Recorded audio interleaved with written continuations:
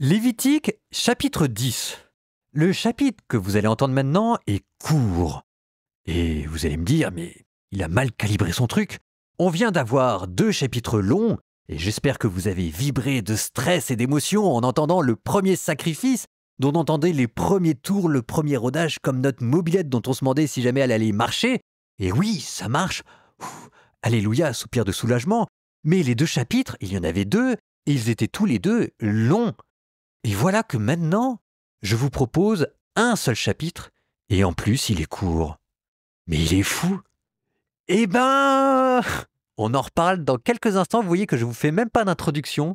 À tout de suite dans les commentaires.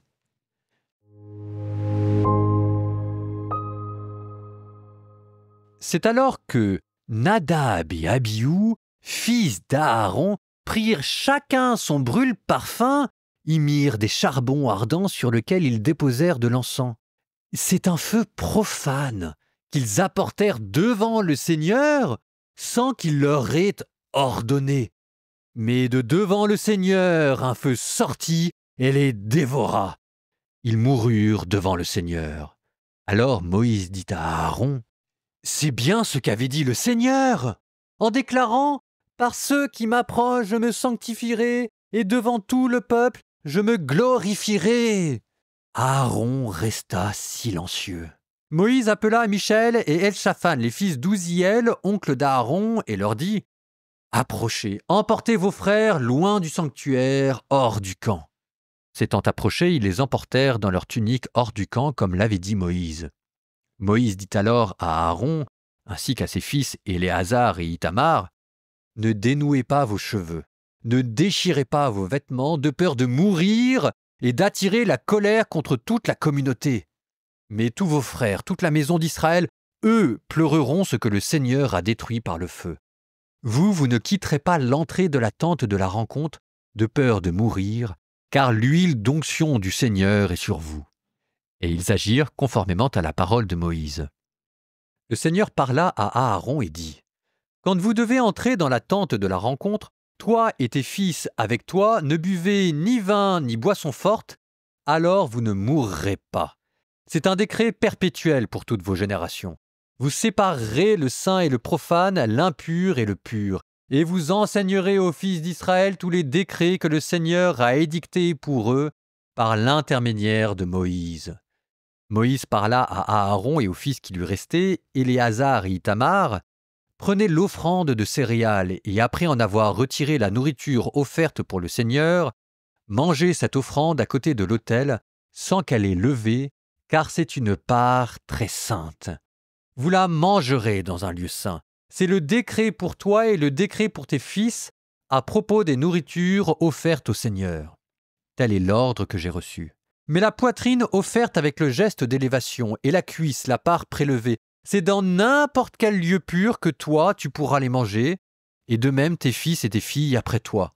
C'est le décret pour toi et le décret pour tes fils, à propos des sacrifices de paix des fils d'Israël. Ils apporteront la cuisse, la part prélevée, et la poitrine offerte avec le geste d'élévation, ainsi que les graisses offertes en nourriture. Elles seront offertes avec le geste d'élévation devant le Seigneur. C'est un décret perpétuel, édicté par le Seigneur, pour toi et pour tes fils après toi, comme le Seigneur l'a ordonné. Alors Moïse, avec insistance, s'informa du bouc du sacrifice pour la faute. Voici qu'on l'avait brûlé. Il se mit en colère contre Éléazar et Ithamar, les fils qui restaient à Aaron.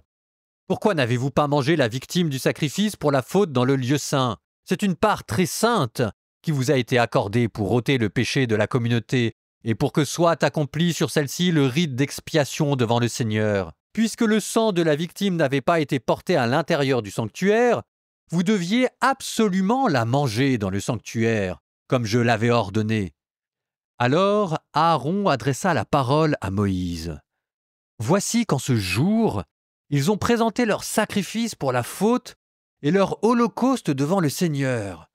Mais après ce qui m'est arrivé, le Seigneur approuverait-il que je mange d'un sacrifice pour la faute en un tel jour ?» Et quand Moïse entendit cela, il approuva.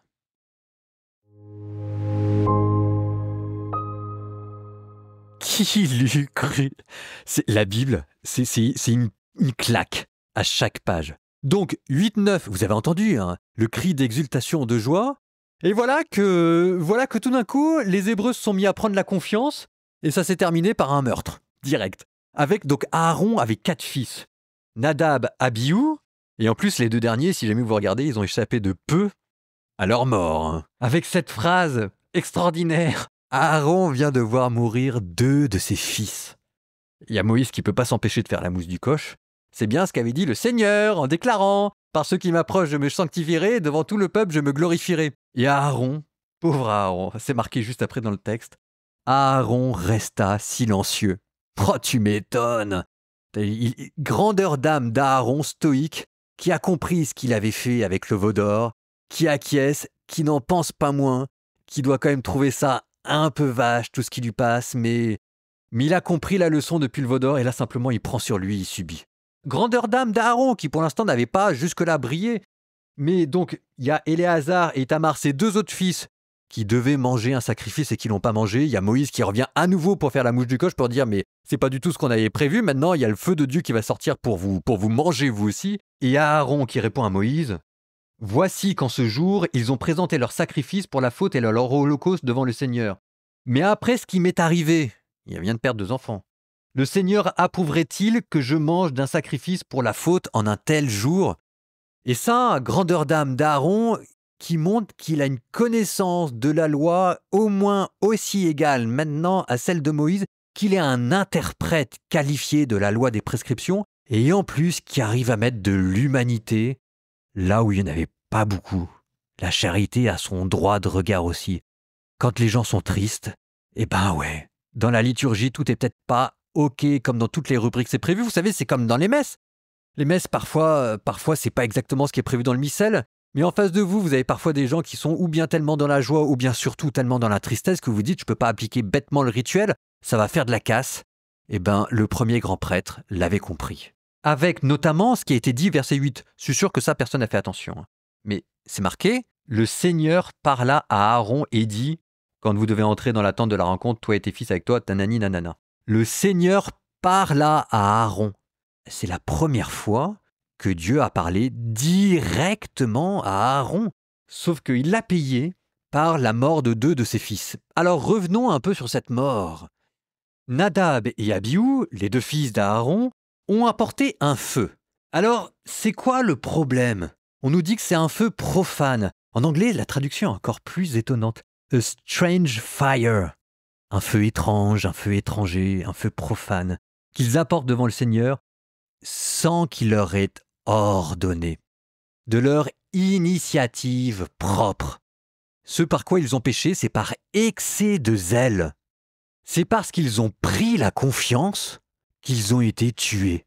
Vous allez me dire, c'est un peu vache quand même, on comprend que comme c'était la fête, on a voulu marquer le coup en rajoutant un petit peu parce que ça déborde du cœur et qu'on voulait marquer l'allégresse, c'était un grand jour pour le peuple, c'était pas rien.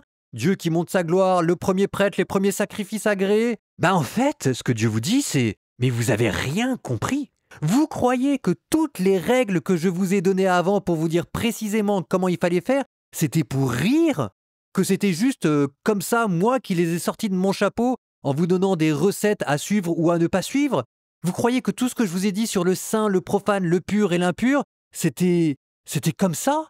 Nadab et Abihu, en fait, ils n'avaient pas pris ça au sérieux. Pour eux, c'était un jeu. La liturgie, vous dit Dieu, c'est pas un jeu. Dieu, c'est quelque chose de dangereux.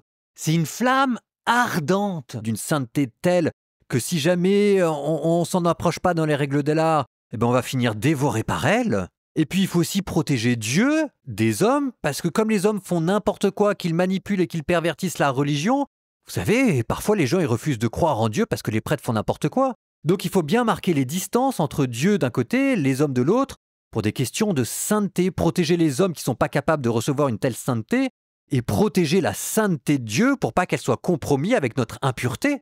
Ce n'est pas un jeu. Il y a des gens qui croient ou qui ne croient pas à cause de ça. Il y a des gens qui acceptent d'imiter Jésus ou pas en fonction de notre manière de gérer la religion. Donc Dieu dit, prenez les choses au sérieux. Alors vous allez me dire, je comprends pas parce que c'était par Enfin, il voulait montrer la générosité, il voulait dire merci à Dieu, c'est pas méchant. Mais Dieu, il vient de vous donner pendant les 4 premiers chapitres comment faire si jamais vous voulez dire merci à Dieu de manière libre et spontanée. Vous croyez quoi? Que c'était pour rigoler, c'était pour les petits cochons? Et allons même plus loin. La question c'est, si jamais vous voulez dire à Dieu merci et que vous avez un excès de zèle que vous voulez mettre au service de Dieu, où est-ce que vous le mettez? C'est dans l'obéissance que là vous pouvez mettre votre excès de zèle. Et souvenez-vous, l'attente de la rencontre. Qu'est-ce qu'il y a dans le Saint des Saints? Qu'est-ce qu'il y a au centre du culte d'Israël? Ce qu'il y a au centre de tout ça, c'est l'Arche de l'Alliance, et à l'intérieur de l'Arche de l'Alliance, vous avez les 10 commandements. Tout le reste, c'est un moyen de s'approcher de ces 10 commandements, et il est là l'excès de zèle. Donc Nadab et Abihu, ils ont fait un double court-circuit. Premier court-circuit, en mettant un excès de zèle là où il ne fallait pas le mettre, et deuxième court-circuit, en oubliant que ce qu'il y a au cœur de la religion, c'est d'obéir à Dieu, et que Dieu n'avait pas ordonné ce feu.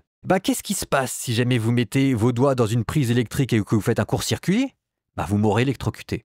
Et à qui la faute dans ce cas-là? À vous ou au courant électrique?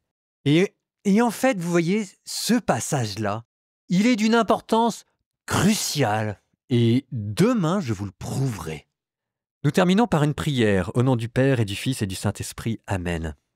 Dieu, toi qui as dit dans le temple de Jérusalem, « Le zèle pour ta maison m'a dévoré ». Permets-nous, Seigneur, d'être remplis de zèle et d'un zèle qui te soit agréable. Nous te le demandons par Jésus le Christ, notre Seigneur et notre Dieu, qui vit et règne avec toi, Père, dans l'unité du Saint-Esprit, Dieu maintenant et pour les siècles des siècles.